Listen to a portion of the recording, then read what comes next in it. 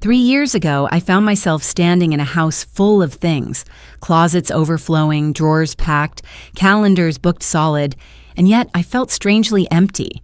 I had spent most of my life being everything to everyone: the reliable coworker, the thoughtful friend, the picture-perfect hostess, the woman who never showed up without a gift or a fresh coat of lipstick. But once I retired, the noise quieted. The expectations faded. And in that stillness, I began to hear something I hadn't listened to in years: my own voice. Retirement didn't just give me time, it gave me perspective.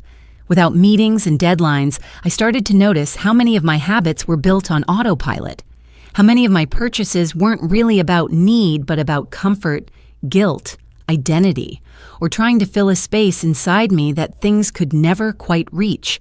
So I made a decision. Not all at once, but piece by piece, I began letting go, and what I discovered was surprising. With every item I stopped buying, I didn't feel a sense of loss. I felt lighter, more free, more like myself. This isn't a list about frugality. It's a story about clarity, about how removing what no longer serves us can make space for what truly matters. If you've ever looked around your life and wondered, do I really need all of this? You're not alone. Maybe this isn't about giving things up. Maybe it's about finally choosing what we want to carry forward. 1.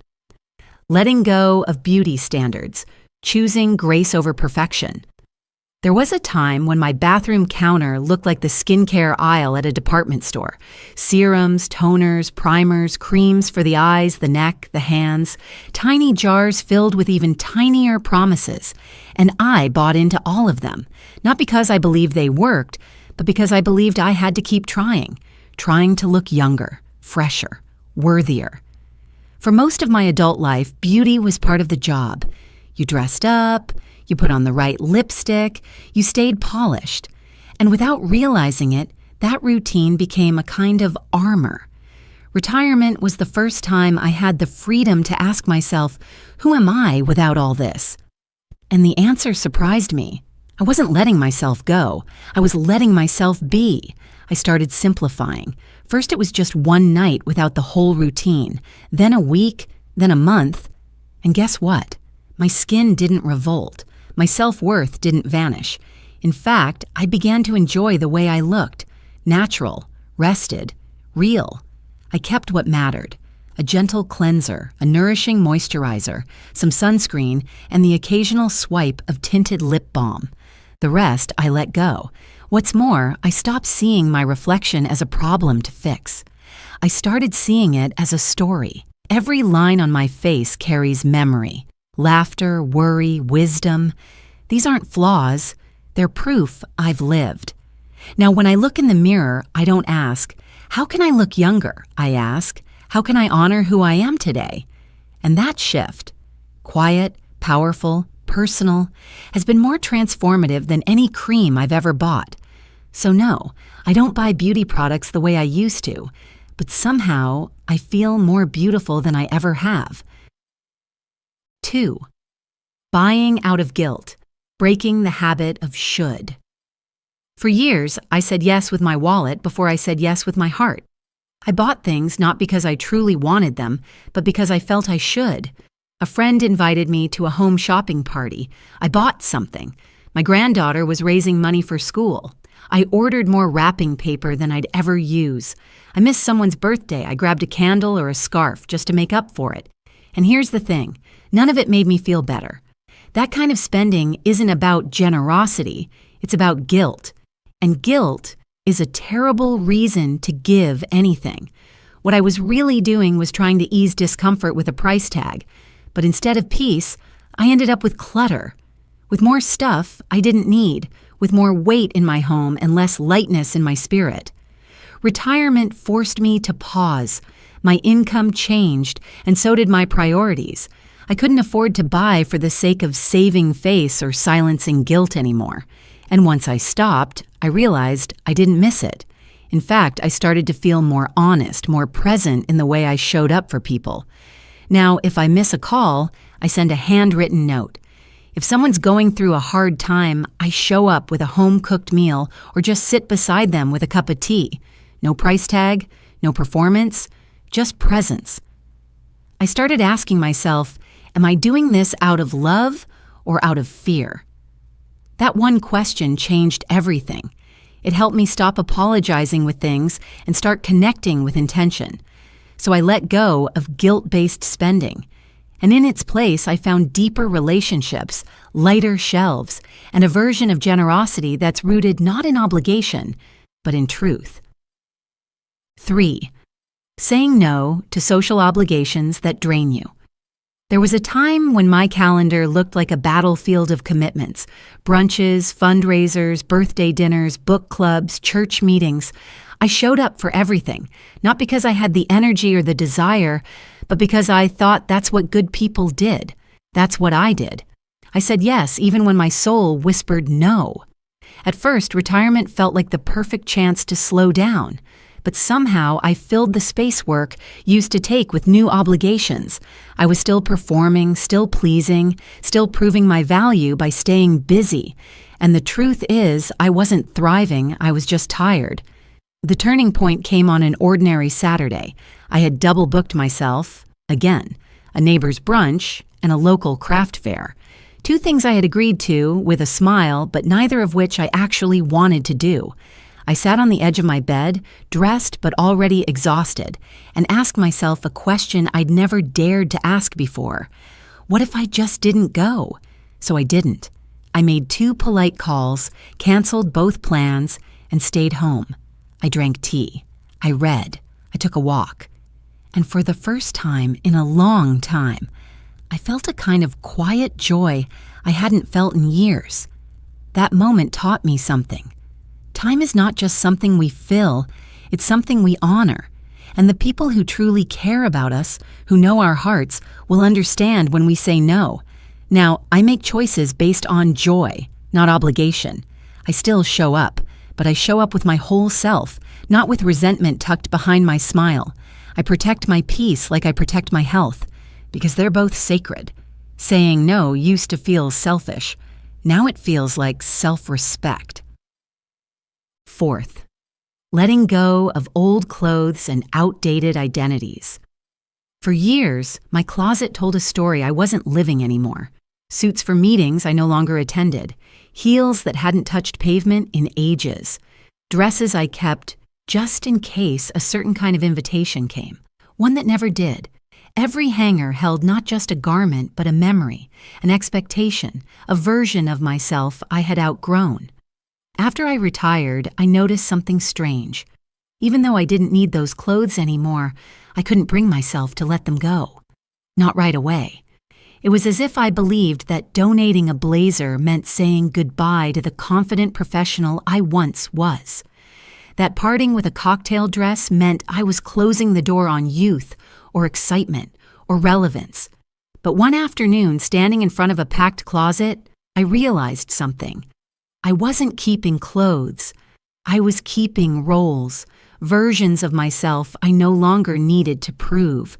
And maybe, just maybe, it was okay to dress for the life I have now, not the life I had 10 years ago. So I began sorting. Not ruthlessly, but lovingly. I kept the jeans that fit well, the sweater that felt like a hug, the blouse that made me smile. The rest? I gave away to people who might actually use them, who were living the chapters I had already finished. Now, getting dressed feels easy, peaceful. I don't stand in front of the mirror wondering who I need to impress. I wear what feels like me, and in that small daily choice, I reclaim a kind of freedom I didn't know I'd lost. It's funny. We think decluttering is about stuff, but often it's really about permission. Permission to move forward, to change, to meet ourselves as we are, not as we were. 5. Giving up the pressure to buy gifts. Just to give something. I used to believe that every occasion required a wrapped package. Birthdays, holidays, housewarmings, retirements, you name it, I showed up with something in hand. It wasn't always thoughtful. It wasn't always wanted. But it felt impolite to come empty-handed, and so I shopped. Candles, scarves, picture frames, gift cards. Nice things, sure. But over time, I noticed something. The shelves were full. The drawers were full. The people I loved already had more than enough, and so did I. When I retired, I started thinking more about what I truly wanted to give, not just as a gesture, but as a connection. That's when everything changed. Now, instead of gifts, I give presents. I offer my time, my attention, my shared experiences. For my granddaughter's birthday, I don't send a toy. I take her to a pottery class where we create something together. For my sister, it's a weekend road trip to the mountains. No big plans, just us, talking and remembering. With my family, we've even started a new tradition. No more physical gifts during the holidays. Instead, we give each other an experience, a concert, a spa day, a cooking class, or even just a picnic in the park. And you know what? No one misses the boxes or the bows. What they remember is how it felt. The laughter, the stories, the moments. That's the kind of giving that lingers long after the gift is gone. Letting go of gift giving out of obligation hasn't made me less generous. It's made me more intentional. And it's helped me understand that the best gifts don't come from a store. They come from the heart and from time well spent together. 6. Letting go of seasonal home decor and the need to impress. There was a time when each new season meant a new look for my home. Spring had its florals and pastels. Summer came with nautical stripes and seashells. Fall brought pumpkins and plaid. And Christmas, well, Christmas had its own closet. I rotated pillows, wreaths, candles, and wall signs like clockwork. My house looked beautiful, but it didn't always feel like me. When I moved into a smaller space after retirement, I didn't have room for bins and bins of seasonal decor. And more importantly, I didn't have the energy to keep performing for guests who weren't coming as often anymore. That's when I asked myself, who am I decorating for? And the answer wasn't strangers or trends or Pinterest. It was me. So I gave myself permission to let go. I donated the faux pumpkins, the glittery snowflakes, the signs that told me to live, laugh, love. I sold lamps and table runners and switched out shelves of cute but meaningless knickknacks for a few treasured things. A quilt my sister made, a ceramic vase from my grandson, a candle holder I bought in Vermont. Now, my home doesn't follow the seasons. It follows my heart. It's not curated, but it's comforting. It's not Instagram perfect, but it's deeply personal. And in this simpler space, I breathe easier, I rest more fully, and I feel more at peace. Letting go of the pressure to keep up with decor trends reminded me that a home doesn't have to dazzle. It just has to hold you. And that is more than enough. 7th, letting go of the urge to constantly upgrade technology. I remember how amazed I felt when I bought my first smartphone. It could do everything: send texts, play music, take photos, video call my son. It was like carrying a little piece of the future in my purse. But somewhere along the way, that excitement turned into pressure. Every couple of years, I found myself upgrading. Not because the old one stopped working, but because something new came out. A better camera, a faster chip, a sleeker design. It became a cycle. New phone, new tablet, new smartwatch, new stress. After retirement, I took a hard look at all the devices I had accumulated and how little joy they brought me. My phone was filled with apps I never used. My tablet collected dust. My smart speaker often answered questions I could have found out by simply calling a friend. So I made a decision. I wouldn't upgrade just because I could. I would only replace something if it truly stopped working. That was 3 years ago. And you know what? My old phone still takes beautiful pictures of my garden. It still lets me text with my family and check the weather. And that's enough. Now, I no longer scroll tech blogs or feel behind when I see commercials. I have fewer chargers, fewer updates, and a whole lot more peace. Letting go of the pressure to keep up with the latest technology has helped me reconnect with something far more valuable than a new gadget: my own presence. I use what I need, and I spend the rest of my time actually living, not just upgrading. 8. Releasing time-saving gadgets and embracing the slow moments. For a while, I believed every new gadget was a solution to a problem I didn't even know I had. An avocado slicer, an electric can opener, a shirt-folding contraption, a drawer full of tools designed to save time in the kitchen. And yet somehow, I never felt like I had more time. What I had was more clutter, more cords, more little pieces to clean, lose, or forget how to use. When I retired, something shifted. I no longer had deadlines or places to rush to. My life finally slowed down, and in that quiet, I began to ask, why am I in such a hurry to slice a vegetable? One by one, I began letting those gadgets go. If I hadn't used it in 6 months, it went. I kept my hands, a good knife, a wooden spoon, and the joy of doing things the simple way. What surprised me most wasn't the extra drawer space. It was the calm, the way I felt when I chopped onions with music playing in the background, the peace of washing dishes slowly watching the sun set through my kitchen window, the rhythm of folding laundry while humming to myself. These small tasks, once annoyances I tried to optimize, became rituals, touch points of mindfulness in the middle of an ordinary day. Letting go of time-saving gadgets didn't mean I stopped caring about efficiency. It meant I stopped believing that speed equals value. Sometimes the slow way is the soul-filling way, and when we stop rushing through the moments, we start living in them. 9. Letting go of collections that no longer serve me. For a long time, I found comfort in keeping things, especially books, CDs, and DVDs. My shelves were filled with romantic comedies I'd already watched a dozen times, music from every phase of my life, and books I always meant to read someday. They were more than just entertainment. They were memories, proof of who I was and what I loved. But over the years, I started to notice something. Instead of joy, these collections began to weigh me down, literally and emotionally.